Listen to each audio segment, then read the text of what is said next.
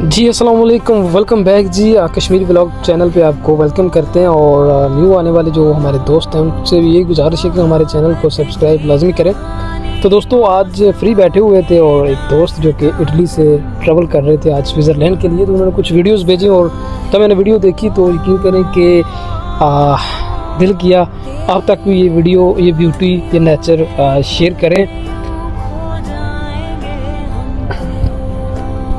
दोस्तों ये है स्विट्ज़रलैंड, जहाँ सब्ज़ मैदान, खूबसूरत पहाड़, बादलों को छूती चोटियाँ और पुरस्कून वादियाँ मिलकर ऐसा मंजर बनाती हैं, इंसान बस देखता रह जाता है।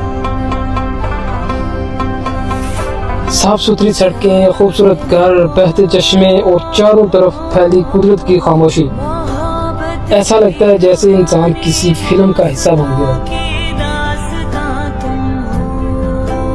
मेरे दोस्त ने ये मंजर अपनी आंखों से देखा और इस वीडियो के ज़रिए मैंने सोचा आपको भी इस हसीन सफ़र का थोड़ा हिस्सा दिखाया जाए।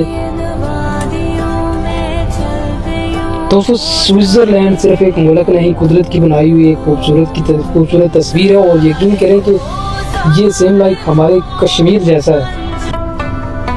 खैर कश्मीर का जो अगर इसके साथ मुआयना किया जाए तो कश्मीर नंबर 1 पे आता है।